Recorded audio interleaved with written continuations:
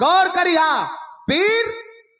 कहीं से फैक्ट्री से बनाए के ना आवलन न तो कौनो स्कूल में एकर पढ़ाई होले। वीर कहाँ से आवलन? कहाँ से?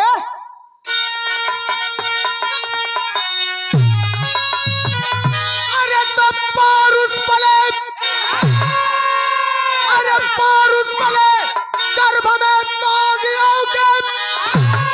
अरे पुरस्कार पलता हो के सयाना, अरे चीना कसौटी पे करत फेंके जो, अरे मरना पतन पे हत्तीरों का पाना। अरे यहाँ की लगी जब चोट सूरमा को, करवट लिया मेरे दिल में पराक्रम, बिजली लगी काढ़ने बागियों के, तो जागा पहलवान नामी जो विक्रम।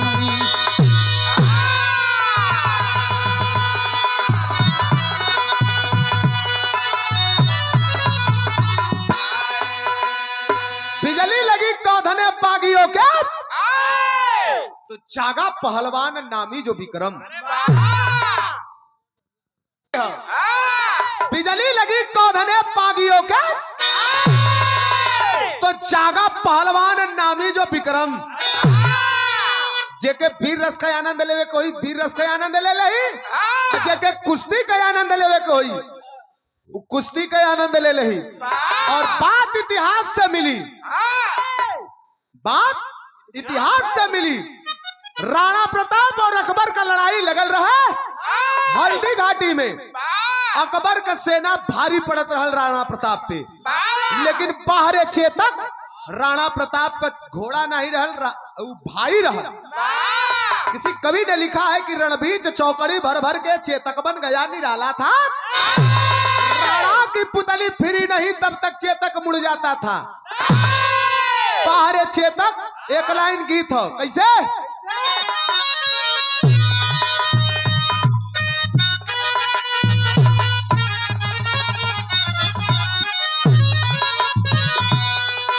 अब तो बिरहा एक ठे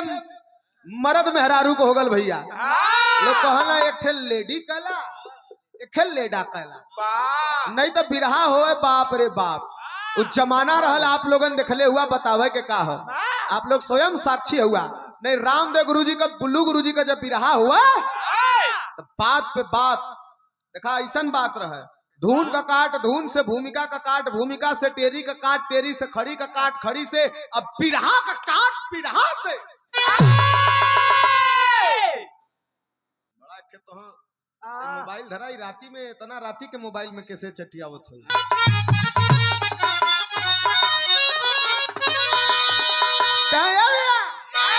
कहे कि एक बात अरे मोरी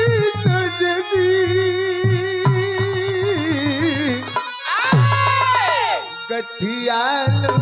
चुनरी। लेकिन जब रामदेव दादा का पारी आवे, दादा एकदम और तान के खड़ा कर दे, स्वर खड़ा कर दे। अब वो चीज हम ना कर पाई। अरे भाई लड़का हुआ यार। अच्छा ठीक है, आवा तब। अरे तो काबे में तेरा जलवा, काशी में नजारा है।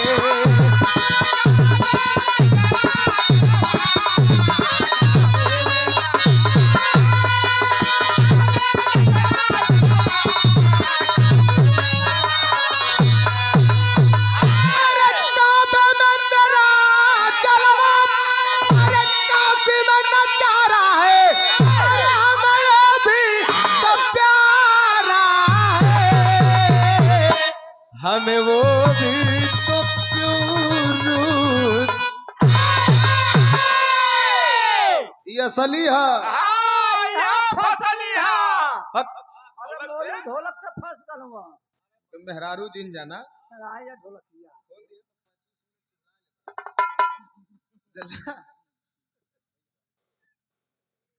होगा तो कैसन आई मेहरारू के पीछे फसरी लगा के मरे वाली जवानी ना जवानी होवा तो जवानी होवा तो देश के काम आवे समाज के काम आवे जवानी वह जवान बहन बेटी का इज्जत करे बहन बेटी का इज्जत उतारे वो कोनो जवानी ना हो ओके लूच ओके नीचपना कहल जाला मारे झुलाए के लपड़ बस जवानी होए कैसन देखा मास्टर जवानी जब आवेले चोकरत आवेले कैसे चोकरत आवेले तू जानत हुआ केहू जाने ना जानत हो ज्यादा सबके अरे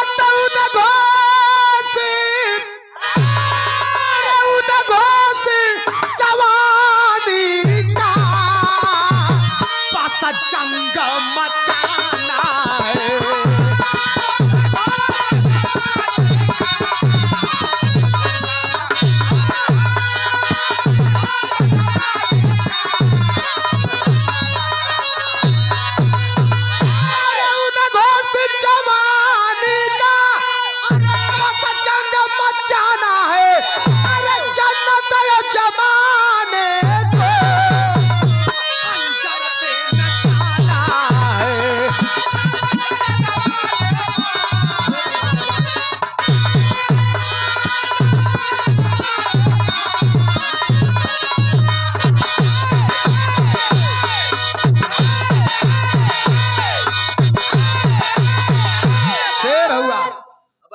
तो हम बैठौली है यही बदे के बिरहा सुनाई बाकरपुर में कहाँ गा पौले रहली वो दिन तक जाए के रहल इससे निकल गई ये आदरणीय हमारे गार्जियन चंद्रभूषण यादव बाकरपुर के ऐतिहासिक धरती से आशीर्वाद हो पुरस्कार हो बहुत बहुत प्रणाम और जिला पंचायत सदस्य के भावी प्रत्याशी सेक्टर नंबर 2 से बरहनी ब्लॉक से विजय का ताज आपके सिर पे बधा बहुत बहुत प्रणाम है उपस्थित जनता का प्रणाम आशीर्वाद का इच्छा था जिंदगी रहे अरे तो धीरज नहीं कमाना पर उसका है तो कहां जा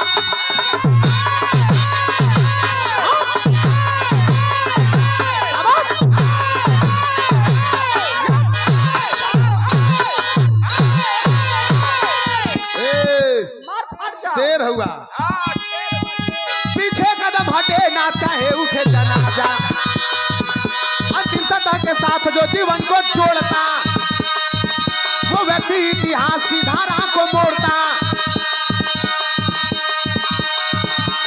चुका के खून से सपूत मूल्य माटी का चुका के खून से सपूत मूल्य माटी का सिपाही अमरावली में वीर हल्दी घाटी का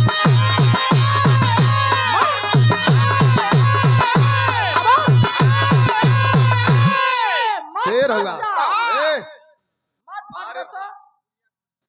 पारे भवा तबियत खुश कर देला यार 500 के आप लोगन समझला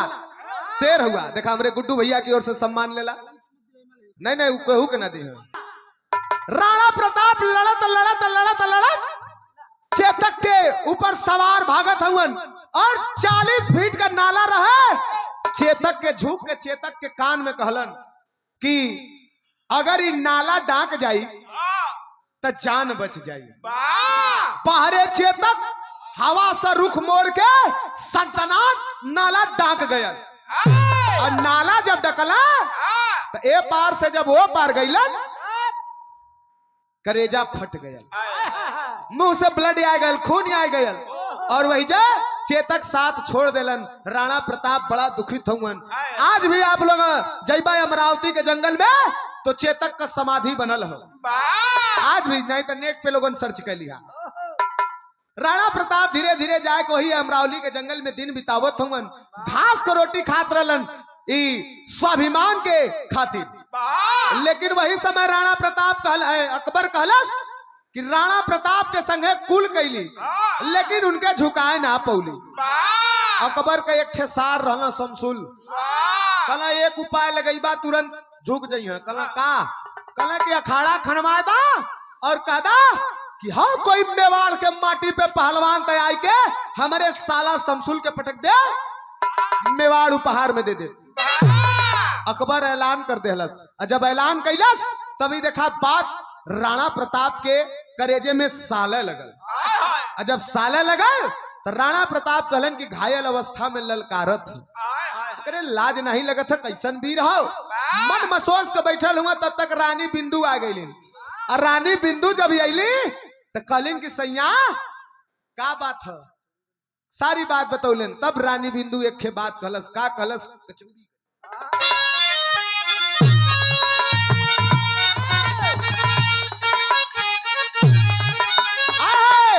ओ जमाने में हमारे गुरु जी लगन गाँव में स्वर्गीय पुजारी गुरु, स्वर्गीय रामदेव गुरु, स्वर्गीय बुल्लू गुरु जी कैसे कहा कि अरे सुन कैला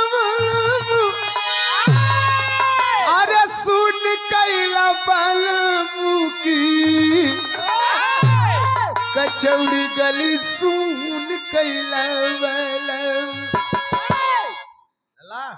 लेकिन यही के बदल के बनारस का विश्वनाथ दादा गाँव है कैसे कहा कि अरे सास मोरी अनारी बच्चा कचो नारी की अरे गगरी छुआई जाई रजऊ, अरे सैया हो, अरे राजा हो, अरे सैया हो धरा मावा नसाई जाई, गगरी छुआई जाई रजऊ, सैया हो धरा मावा नसाई जाई।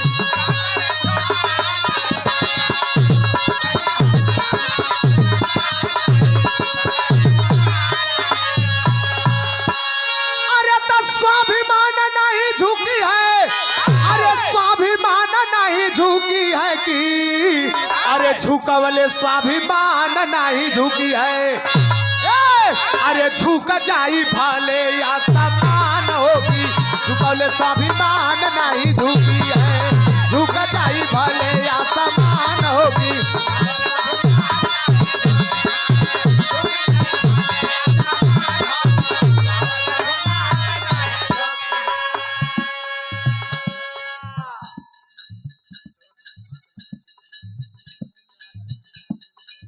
झुकौले स्वाभिमान नहीं झुकी है। और कहे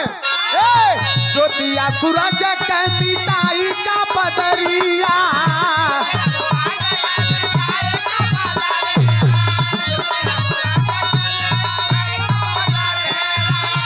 अरे सरवा सलाड़ी ऐसे, सरवा सलाड़ी ऐसी यार का समारिया की, झुकौले स्वाभिमान नहीं झुकी है,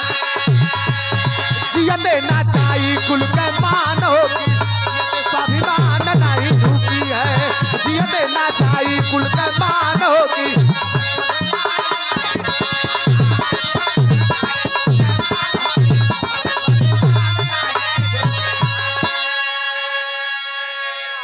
भैया कहा कि ज्योतिया सूरज का मिटाई का बदरिया, सूरज का प्रकाश है बदरी रोकी, सूरज के तनो चमकी तका समुंदर सुखवाई दे, धरती बीरन से खाली नहीं है, तन को चिंता मत करा, जहिया बीरन का तलवार उठी आर पार का फैसला हो जाई। का कहला स्टेरी में कहना हम मास्टर साहब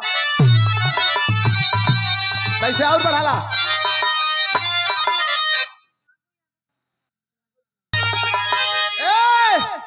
ओरिजिनल साधु दादा वाला हाथ लगा तनी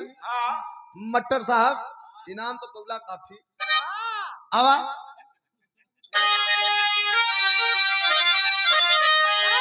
अरे तब पीरन से धरती खाली है नहीं, अरे पीरों से धरती खाली है नहीं, जिसके कड़ कड़ में उमगे लोहू कलाली,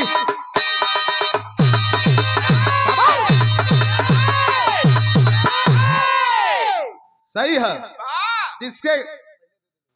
जिसके कड़कड़ में उमगा लहू की लाली, पीरन से धरती खाली है नहीं। कहा टले अपने धुरी से चाहे अटल ध्रुव, अरे चले चाले उल्टी समय की रवानी, अरे उलट जाए अंबर, सिमट जाए चाहे समंदर का पानी, झुकना रुक जाए सूरज का चंदन गगन में, झुक ना सकेंगे कभी स्वाभिमानी। चली है बिरन पास विश्वास लेकर विकल सिंहनी, बिंदु राणा की रानी। कलश घबरा मत, स्वाभिमान तन को न झुकी। हमार कुश्ती बदे लड़का था ना, तो हमार भाई हा विक्रम पहलवान, राणा प्रताप का साला रहलन विक्रम पहलवान। खाली मजाक मजाक में सुजाक हो गल है, सार बहनोई के मजाक मजाक में सुजाक हो गए। 25-30 साल हो गए ना राणा प्रताप बोलन न तो विक्रम बोलन, मुंह बोला भाई रहलन। कहे कि हम जाई भैया की हन, मदद मांगा हुआ है, मेवाड़ का लाज बचाई है। राणा प्रताप कहला वही है, कहला काहे नहीं है। एक ठे राखी लेहलस, पहुंचल है राणा प्रताप के पास, जाय के कलाई में राखी बांध देलस। विक्रम पहलवान देखलन तो झरझर रोवे लगलन, कहलन कि अरे बहिन जीजा तो कोहला हुआ नाराजा हुआ, तू हमार बहिन होके तहू 25-30 साल हमें झकलू नहीं, आज अइलू है, चला आयल हूँ तो कोई बात नहीं, सब खैरियत है ना, सब बढ़िया है ना, राखी बनाई तो के का देही।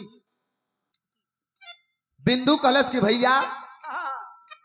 कुछ खैरियत ना हो, कुछ बढ़िया ना हो, राखी बनाई हमके का चाहिए। एक बात सुनला का कहे तरज मास्टर,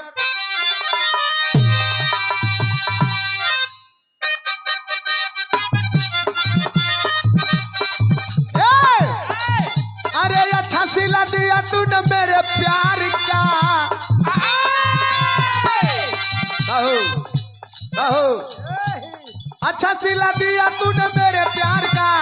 अच्छा सिला दिया तूने मेरे प्यार का, अरे यार नहीं लूट लिया घर यार का, अच्छा सिला दिया।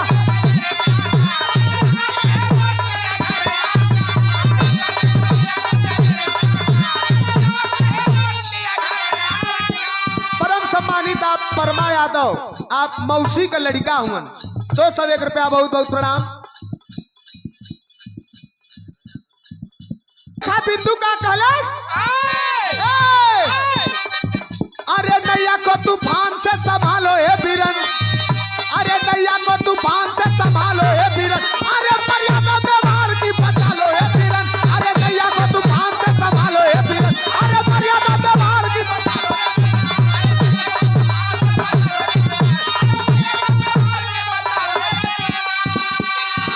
अरे माटी में बाढ़ की हिसाब मांगती,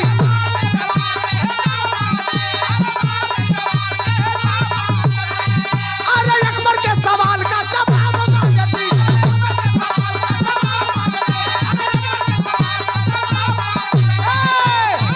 अरे बीच का पैर का निकालो हे बीरन, अरे बीच का पैर का निकालो हे, अरे मर्यादा व्यवहार की बचा लो हे बीरन।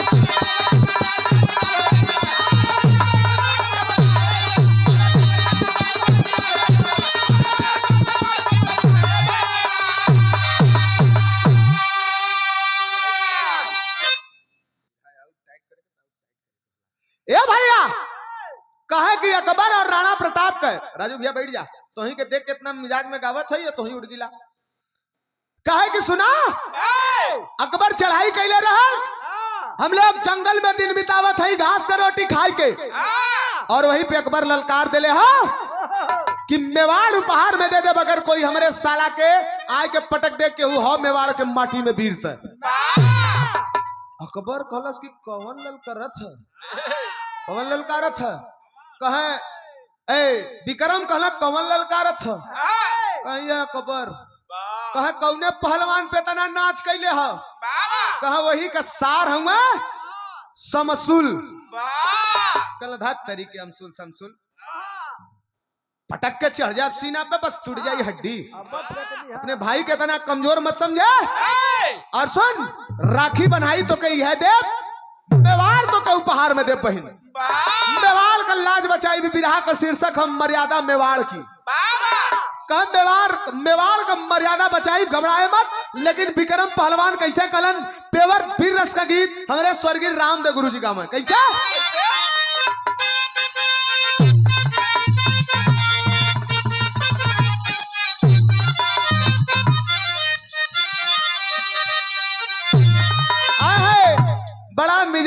के कहें बड़का बाबू कैसे अरे तो चढ़ता पसंद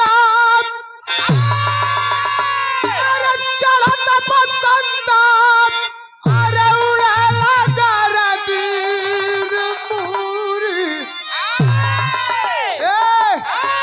कह कि मूरी अरे दहिया भइल अरे मोरी दहिया भइला बापी यार हारती रे मोरी दहिया भइला बापी यार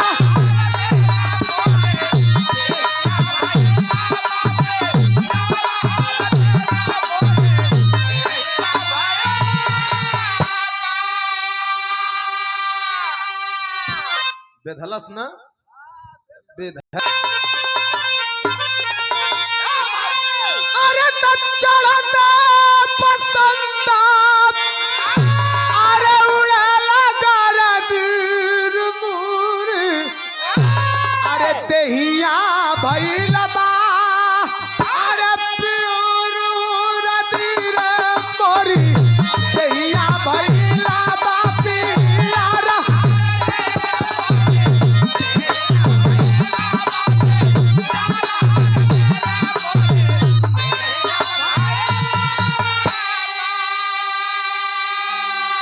देखा हमहन के हिरानी में एक ठे आदत है गमछा दिया गमछा हमहन के हिरानी में एक ठे आदत है कौनो बात होला अगर ताव वाली तो आदमी तुरंत उठल न कल चलता है चल देखी ते और वैसे ही विक्रम पहलवान कल चलता अब खड़ा होता लगल कल की चल अब खड़ा होता लगल पगड़ी बांध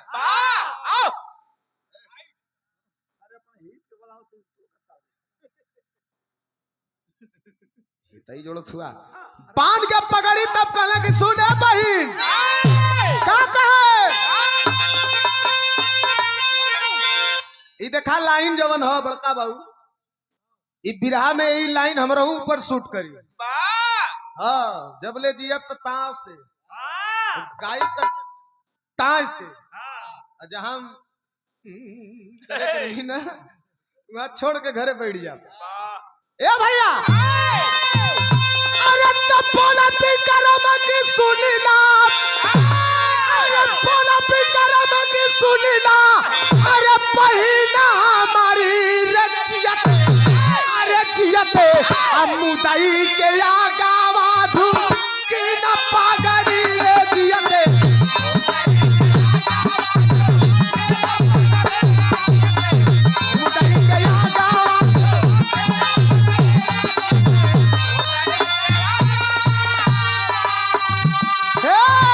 झुकी ना पता का झुकी राख के कीमतिया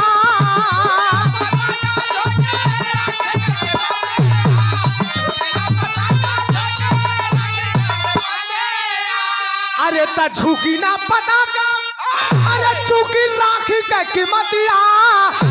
धाई के मसा की दे पे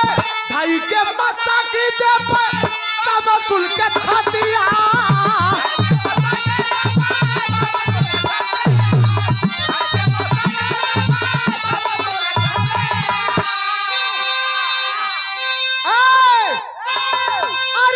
टूटी है गुमान टूटी है गुमान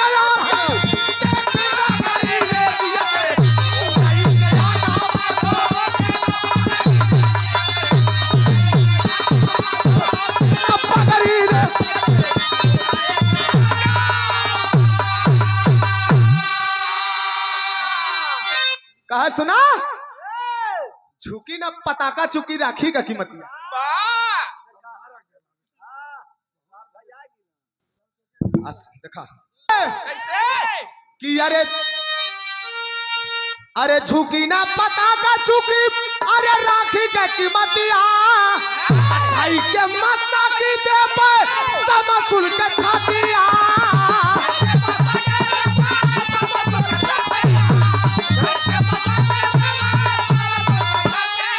अरे तो टूटी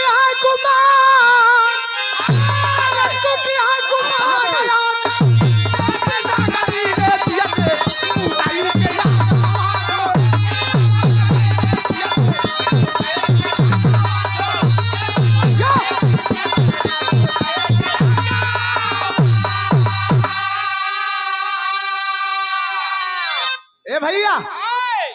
कहा चला था चल आइलन है अमरावती के जंगल में और राणा प्रताप के सामने जब खड़ा भैला राणा प्रताप देखता है झरझर झरझर लगलन रोवे कला उम्मीद ना रहल कि अइबा कला हमहू के उम्मीद ना रहल कहा हमहू के उम्मीद ना रहा कि तू बोलैबा और गले लग के सार बहनोई अपने में रोवत हुए कला के तनी से आवाज पोछला तनी देखी कमल ललकारत रहल कमल ललकर ले तनी से देखा अखाड़े पे चल के आयल हवन समसुल अखाड़े पे चढ़ के टहरत है हर से आ गईलन विक्रम पहलवान आय के जब खड़ा भइलन तो कहने की हई है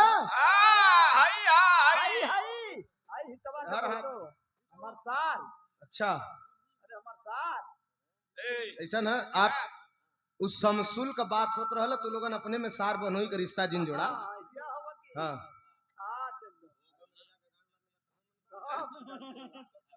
ये भैया कहा सुना अखाड़े पर चढ़ल हुआ ये निगोटा जंगिया चढ़ाई के विक्रम पहलवान तनी से रियाज मरला तो शरीर एकदम फूल गई एकदम कटिंग में आ गई पहलवान का मतलब होला जल्ला ना ये नहीं कि पहलवान का भर देही में खाली है पेट चुतर लौकत है ऐसे चलत पहलवान का मतलब नहीं है पहलवान का कद काठी होवे के चाहिए आय के खड़ा भइलन जौने समय अखाड़े पे जंगिया निगोटा चढ़ाई के लगे कि आए है साक्षात भगवान उतरल हुए अकबर कहलस आप कौन कहना आप कौन तो हर सारा समसूल लड़त हुआ ना राणा प्रताप का साला हम है विक्रम पहलवान और मेवाड़ के तरफ से लड़े आल है कहना आवा तब फरिया लेवल जाए तो देखा पेवर वीर रस का लाइन बसवरिया आला जौन हमरे रामदेव गुरु जी गावत रहलन नया जमाने में तनी से लोग चेंज भी कर दिले हुआ आल्हा चेंज भी कर दिले हुआ आजकल एक बड़ा तेज एक वायरल भल है पूरा परिवार यही ढोलकिए पे जियत बाटे एक दिन हम परसोइया भी रहा रहल ठेकवैया खड़ा भइना तो लगना गावे पूरा परिवार यही ढोलकिए पे जियत बाटे दूसर नहीं कैली हम रोजगार हम तुरंत खड़ा भइली तो हम बदल देली हम कली पूरा परिवार यही भी रहवे से जियत बाटे दुनिया में नहीं कैली दूसर रोजगार खड़ा होके दुलही झाकत हुई हैं दुवरिया पे जोहत हुई हैं कब तक कही है हमरे मांगी के सिंगार सिरी खड़ा होके लमचूस जोहत हुई हैं हम कली के तई सब दिखाई पुरनकी है जवन हमरे रामदेव गुरुजी बुल्लू गुरुजी अपने जवानी के आलम में बड़ा उमंग में गावत रहलन दिखाई कुल गावे पर करेजा लगल पुरनकी चीज नईकी तो ऐसे हच दे आवत है या कच्च दे निकल जाता है केहू जनलस केहू ना जनलस लेकिन देखा राजू भैया ये कुल लाइन है तनी से करेजा मांगला अब पावर लगाए के बोल देला करेजा से तो तबीयत हरियर हो जाले जानला ना रामदेव गुरु जी का है पसवरिया पेवर पसवरिया का लाइन है बजा क्या वाला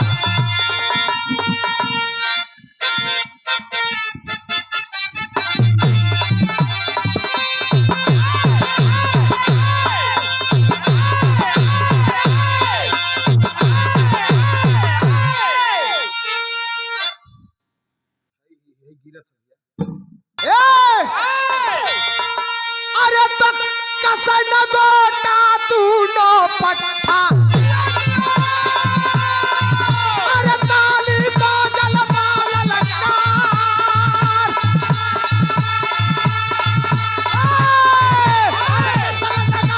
बचवैया न के बचल मारुआ पीर जुझार अरे होने लगी है पतरे बाजी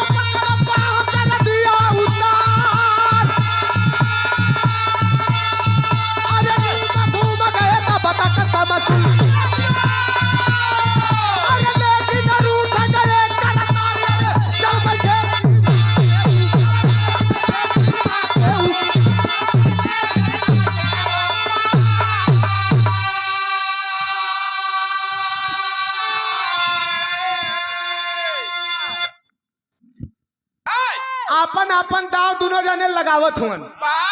समसुल दाव लगौला तुरंत विक्रम पहलवान काट दे। और जब विक्रम पहलवान दाव लगौला समसुल काट दे। लड़ा था लड़ा था लड़ा था लड़ा था एकदम रेफरी रहला 5 मिनट बीतल है तो देखा हर पहलवानन के एक ठे पेटेंट दाव होला। अगर उस दाव पे अगर पाए गिलन पहलवान तान के पटकी है केहू फिर बचा ना सके। देखा कुश्ती धरती पे तीनिया ठे भइल है जला। एक कुश्ती मारुति माने का जवन की दिन और रात 3 दिन तक भइल रहल महाराष्ट्र के धरती पे। और दूसर की कुश्ती आल्हा गए उदल का और डेभा तिवारी का भइल बनारस पीली कोठी पे जवन की लगातार 7 दिन तक कुश्ती भइल दिन और रात। पहली कुश्ती रहल के कर कृष्ण भगवान और जामवंत जी का जौन 21 दिन तक लगातार कुश्ती होता रह गई दिन रात मिला के। एक कुश्ती और भइल है इतिहास के पन्नों में उठाकर पढ़ लीजिएगा। हजरत और हनीफा का कुश्ती यही दिल्ली में भइल रहल 7 दिन तक जला ना बिना खैले पियले हजरत अली लड़ल रहा। इतिहास का बात है। पौलन अपने दाव पे विक्रम पहलवान ले के रूम एक ठे दाव होला लेके रूम इतना बेग से घुमला समसुल गिरल चारों खाना चित चढ़ गई सीना पे। अरे प्रकाश हमें लगल कि समसुल हम कली चाप दही तनी से ज्यादा क्षमा चाहब ने कन्हा ना बिगड़ जाई त बटूर तो जइबा न करिए। अरे अहिरानी है ताल सुना ताल ठोकबा न तो ऐसे करिए हर जब करहब ना सुना जाई 2-4 आदमी के का भैया। हाँ ज्यादा ए भैया सुना पटक के चढ़ गई सीना पे सीनामा पे चढ़ के 2 बेरी हुमच देलन टूट गई हड्डी फेंक देना मुंह से खून समसुल। और ओकरे बाद घूम के अकबर औरी कहे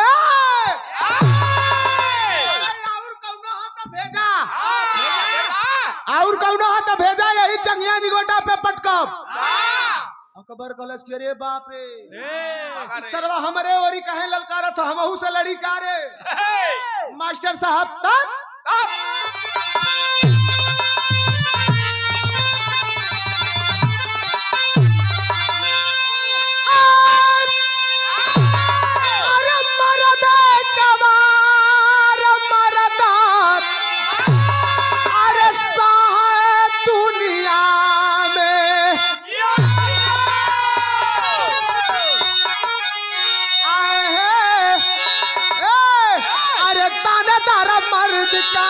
मर्द का बखान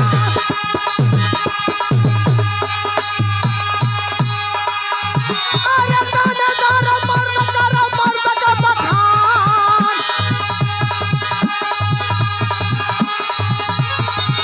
अरे दूसरे का भला न चाहे दुष्ट अन्यायी अरे सह नहीं केहू का बड़ाई सम्मान अरे प्रभु में लाल भली साक नजरिया अरे प्रभु में लाल भली साक नजरिया अरे भरल समाज में भयल भया सम्मान अरे हरकत में आई गई हुकुम से गुलामावा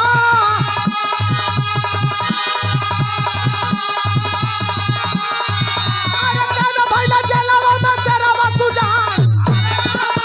हरे रामा रामा रामा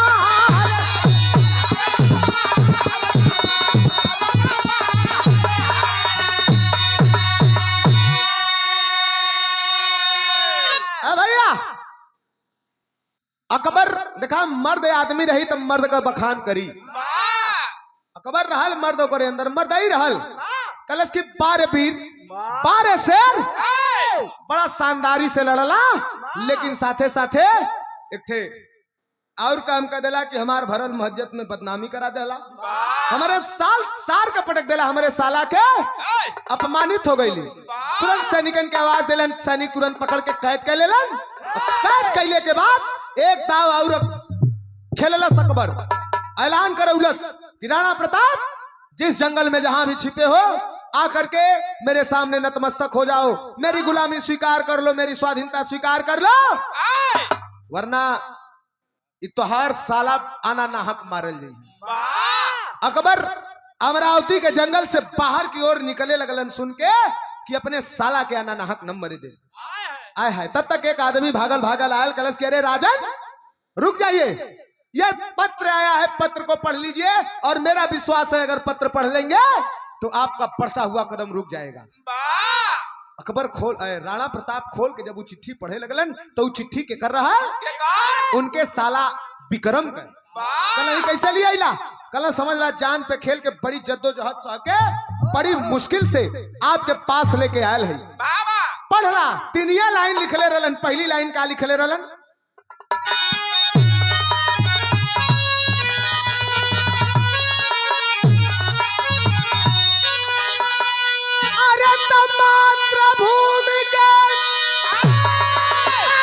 मातृभूमि के अरे अंतिम सलामी हमारी झुके ना,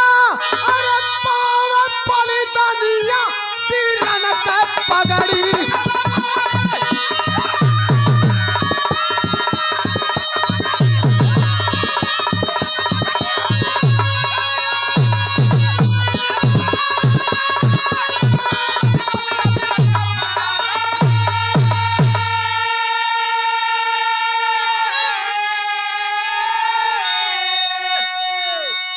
कहा मातृभूमि के अंतिम बात सलामी हमारी झुके ना पावे बलिदानिया बीरन के पगड़ी। बलिदानी व्यर्थ न जाए और फांसी पे झूल जाई चाहे रही, स्वाधीनता बिल्कुल स्वीकार मत करिहा। एक बात लिखलन, दूसर की लाइन का लिखले रहलन, एक नहीं लाखों जीवन कुर्बान करेंगे बागी,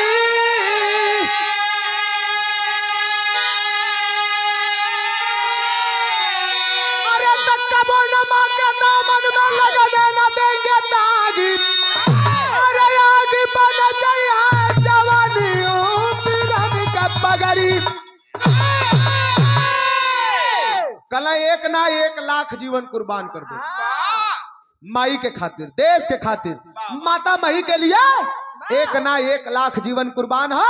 लेकिन माई के दामन में दाग ना लगे दे। जो दिन माई पे आँच आई वो दिन जवानी आग हो जाएगी। तीसर की लाइन लिखलन है, बहुत चोटीला लाइन लिखलन, ऐसा बात कि पत्थरे का करेजा रही वहू का छलनी कह दे। कि अरे मर्द नहीं वो कायर है जो स्वाभिमान को भूले, अरे सुमन हमेशा आजादी का फांसी ऊपर फूले हो।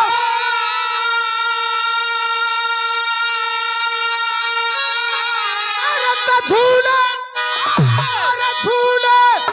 झूला बलिदानिया बीरन के।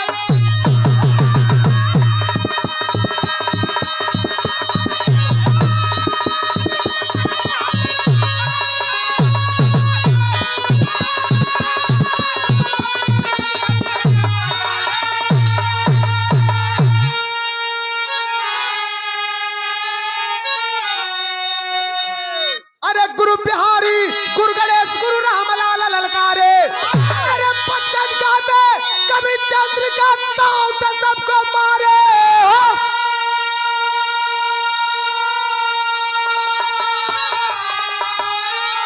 अरे बीरन से धरती खाली है नहीं, बीरन से धरती खाली है नहीं, राम नव कभी कबीर